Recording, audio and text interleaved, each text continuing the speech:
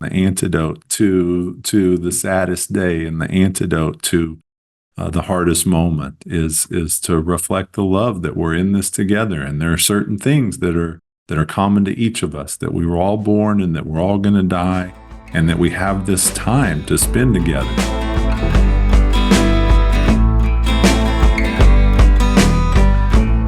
Hello, and welcome to Death is for the Dying, a special season of the Life is for the Living podcast. I'm your host, Rebecca Richmond. Throughout this season, we have journeyed from the trauma of getting a terminal diagnosis, caring for the dying, and burying the dead. And one thing is common throughout all stages: grief. Grieving for what is, for what has happened, and for what is never going to happen. And for this, our final episode, our guests tell us about the deaths that have affected them the most and how they experienced the process of grieving.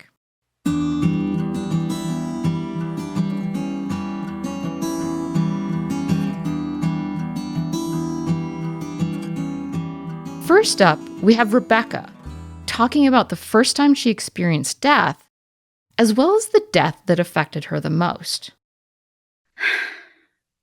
So, the first time death really impacted me was the Challenger disaster. And I was 7 or 8 years old. I forget which year it was now. And I lived on the Space Coast of Florida, which is the area right around Cape Canaveral. And I also had a cousin who was a fully rated astronaut who had not gone up yet. So I felt very deeply about the space program. It was very important to me. And at the schools that I went to, when there was a shuttle launch, we would stop school and all go outside and watch because you could see it with the naked eye. So I was watching that day. I was watching live.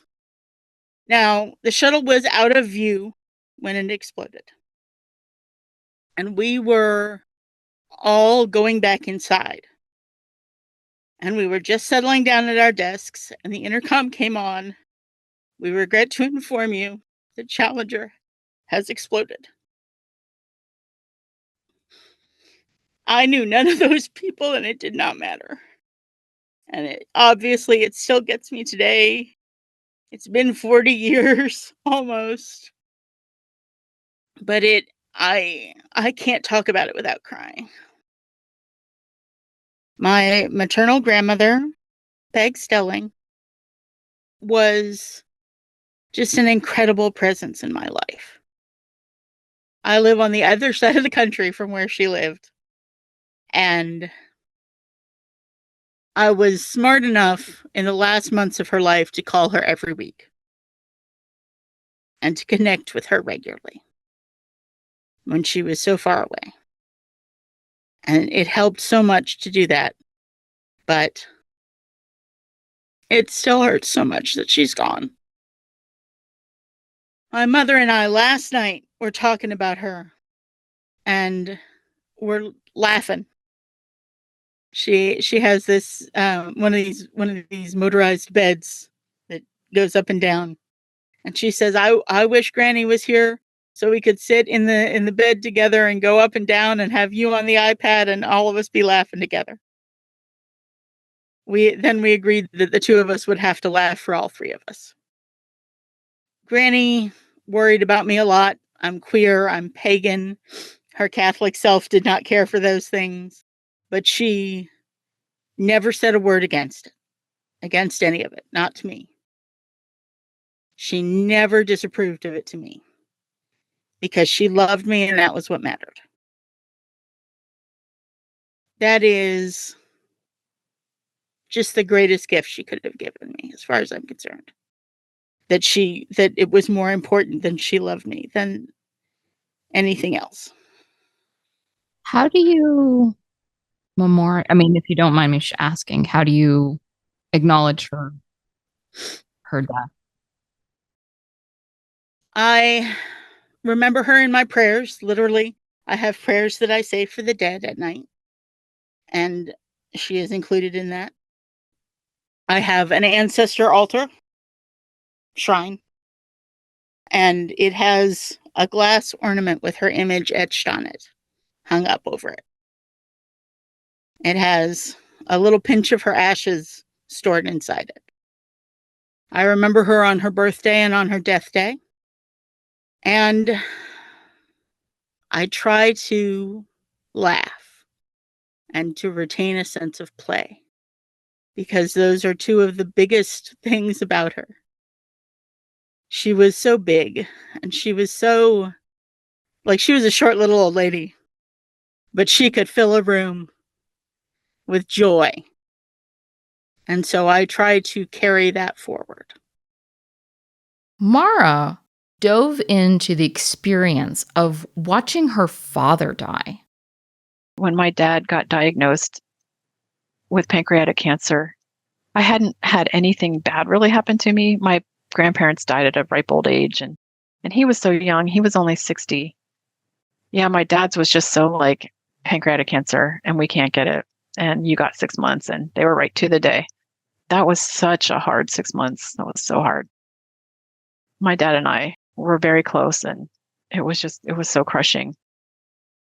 So that was a hard go. That was probably sadder because I understood that was it. And, to talk to someone and take your last walk with them, and it's your last walk, is just so hard. It's just so hard when the person dying has everything together and they know what's happening and they know how sad it is, and you're both trying to cover it up, is just brutal. It's just, I think, the saddest thing, other than losing your kid, other than going through that with a kid. I think that's the saddest thing to endure. Kathy gave us a story about the complexity of grief and how that experience drives her in her current profession. My reason for being is that my own father tried to take my life by choking the life out of me when I was a late teens. And my mother sent me after him because he was so drunk and wanted him to return. And as the oldest of 7, she had a lot of expectations. I think while it's really sad that your own father does that, I think that somehow as I was growing into a gray light, that he realized what he was doing and let go. And I think that the sad and happy part is that, sad that it happened, but glad that I lived, and that one can forgive but not forget. And that life is really important. And that is quite an amazing journey. And when he died, I really grieved for how he didn't have the capacity to be a father, if that makes sense, and grieve for the sadness. And that my story is definitely not a rarity, unfortunately. There's a great deal of stories like that out there. And the gift, I think, is the will to live and to make a difference, and to have that I had children that have a strong sense of self. My dad also, when his dad died, that was the first time I'd ever seen my dad cry, despite the fact that my grandfather was truly a horrible person. But he was grieving for the fact that he could never have that relationship. He wasn't grieving the person, but for the potential that was lost. It's about bearing witness to whatever the individual and individuals are going through, and that they can be safe, emotionally safe, psychologically safe, just to be, and that there's no judgment. Because most people don't know how they're going to react. With my brother dying, one sister put her hand on my head and pressed really hard. And then the other sister swore up like a stevedore. And it was like they needed to do what they did. This wasn't personal about me. It's just like this one sister said, we need to let him go. We need to let him go. And I said, we have to wait for Monica. We have to wait for Monica. And even though she burst in the room and was quite dramatic, each person needed to have their journey with my youngest brother. Seth told us about an impactful experience as a funeral director, as well as the deaths he has experienced in his life. When I was very new at coming into relationship with the natural funeral, one of the very earliest moments that I had to serve a family was a call that I got from a dear friend of mine who shared that a mother had experienced the loss of a child, and could I come and meet with them offsite, not at a funeral home, but in a much more comfortable setting where this mother was able to catch her breath in a moment where breath was otherwise unavailable.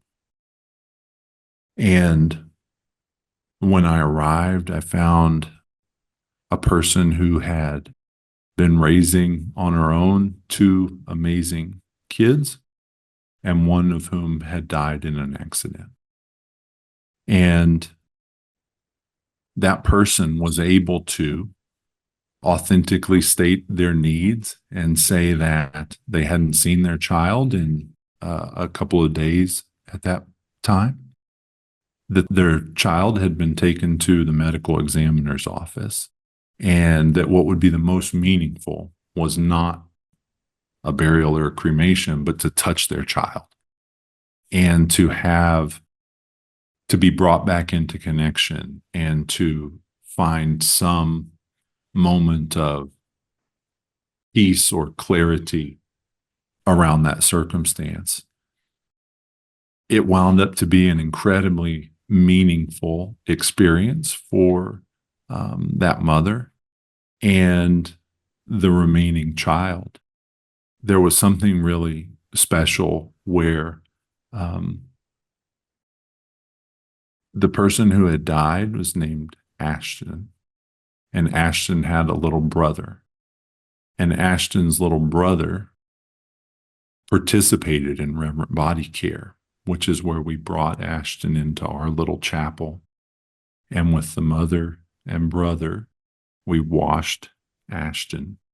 And I remember Ashton's little brother touching her body and recoiling quickly at the change in temperature since he'd touched his big sister.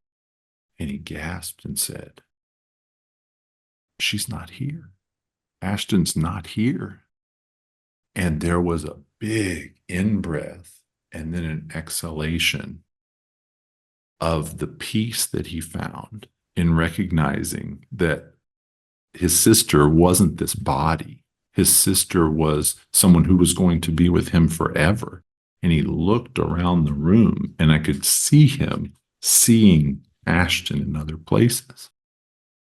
And the special part of this story was what has come back and been the most meaningful in my life is that not only was this an early experience in natural death care for me, but about 2 years ago, that mother responded to an inquiry that the Natural Funeral had made that said, "We're looking for support in the world and we're growing in the world."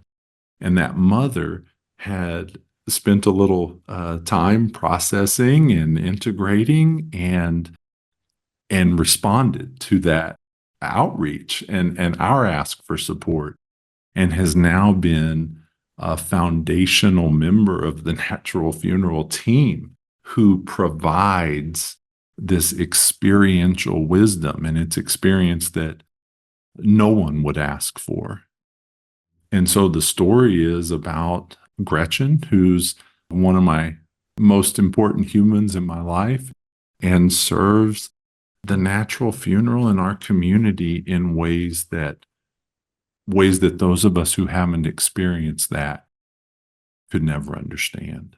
And so the profound way that death educates us, knocks us out of our saddle, takes the wind out of our sails and out of our bodies, and converts us and transforms us and allows us to find parts of ourselves that we never could have accessed without that great teacher. The way that it connects people who are on beautiful journeys who would have otherwise never gotten to encounter each other. I shared with you earlier that my little brother Sam died by suicide back in 2015. That crisis, that epidemic of sadness, yeah, that weighs on me heavily. And here at the funeral home, we witness so many folks who have chose to end their life out of desperation or an inability to take that next step because their life circumstance to them was too hard. And yeah, that's my ultimate sadness. I have to say this, we've never set out to talk about suicide on this podcast, but it comes up more than I was expecting. It's so impactful and it has such a ripple effect. When, like you all shared the intimate details of a friend dying back in December, a mutual friend of the both of yours, and that's still impacting you today. But Marco, you even indicated that you all knew that was coming. So a death following an illness or a struggle is certainly sad. Anyone dying out of the order of nature, when a parent loses a child, those deaths carry an extraordinary weight with them. But a suicide is always so sudden and generally unexpected and unanticipated and so irreversible. And it just has a ripple effect that is unavoidable. People that love the person that died by suicide are questioning and have shame over what could I have done or what should I have done differently, what could I have said and what was my role, and that effect is happening by the immediate family and then the larger circle, and it's such a devastating impact that I imagine that's why it comes up. But the hardest death to me was actually that of a pet. And it was Broxy, a dachshund who lived with us from 8 weeks old until she was 15 and was a part of my kids' lives, was there at the birth of Shepherd and slept, in the same confines of the bed with my wife and I, and really was an integral part of our lives, kind of with us everywhere, a shadow always in my footsteps. And so the losses of my parents and brother were enormously impactful. But Roxy was there every day, literally every step of every day. And so felt like such an enormous part of my identity that her death was the one that really knocked my breath away more than any other moment. And I want to end this episode with a story about his mom's death from Brooks. An example of what a good death can be, where there is grief, but also laughter and love. My mother was in hospice care, and she'd been in hospice care. As soon as she got diagnosed with her cancer, she decided on no treatment and to get hospice. And she wanted the same hospice that had been there for my dad. And so about a year in, she had a pacemaker and a defibrillator that had been installed years before. When she first moved to Austin, it's the first thing that happened. She had heart failure, and they did this. They put the machine in. She was sitting, and some friends were coming over to bring dinner because I was supposed to go out to dinner, but I didn't feel like I could leave. And so I said, "Why don't you bring some dinner?" My mom said, "What are y'all having?" And I said, barbecue. She said, bring me some ribs.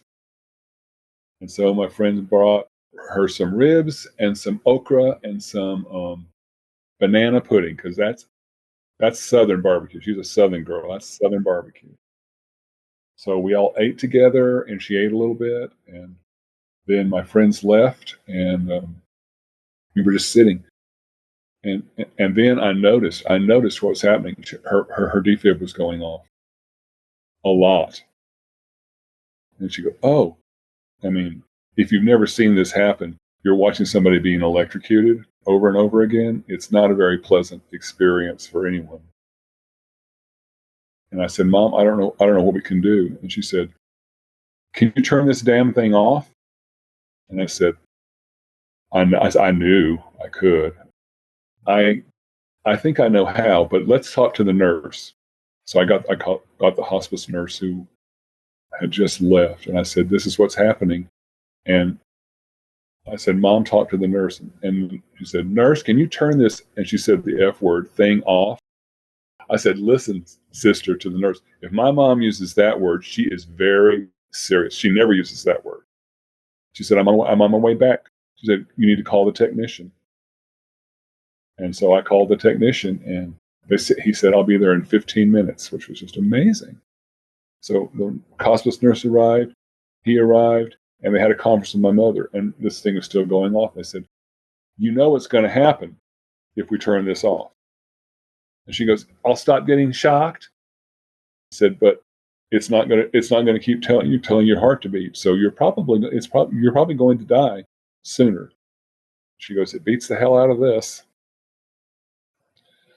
And so they turned it off, and the guy left. He said, call me if you need anything else. I said, I got someplace else to go. And the hospice nurse said, I'm just going to go in the other room. And so I sat up on the bedside beside my mom. It was her bed, because she never wanted a hospital bed. We were in the same bed that she had brought with her when she moved into my house, that she had slept on in her house in Abilene for years. It's her bed. She wanted to be in her bed. And I got up beside her in her bed. And I just sat there and held her hand. And she said, that is much better. She said, this is much better.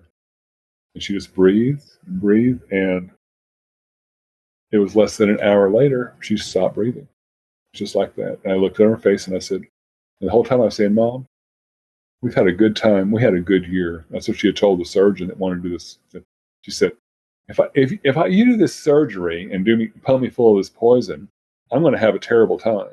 She said, I'd rather have a good time for a year. You give me a year? Let's go get a margarita. So I sat with her until she died. And the hospice nurse had come back, and she was in the other room doing paperwork. And she came in and she said, yes, Miss Lewis is dead. She said, shall I call the funeral director? Which is a great benefit of hospice. If you have hospice, you don't have to call the cops. I said, maybe in a little while. I said, when my dad died, we waited about an hour and we bathed him before the funeral home got there. She said, what a good idea. She said, your mother loves a bath. I said, she does. So we got the scented bath soap that she liked, and we stripped her down and we bathed her and talked to her the whole time. Well, Mom, you did good. You did good. You're done with this. You're done with this. And I tell people, my mother was a Christian. My parents were Christians. I said, my mother believed when she died, she was going to go straight to heaven, and my father was going to be waiting for her. I said, that's where she is right now. Probably having a margarita, or maybe dancing.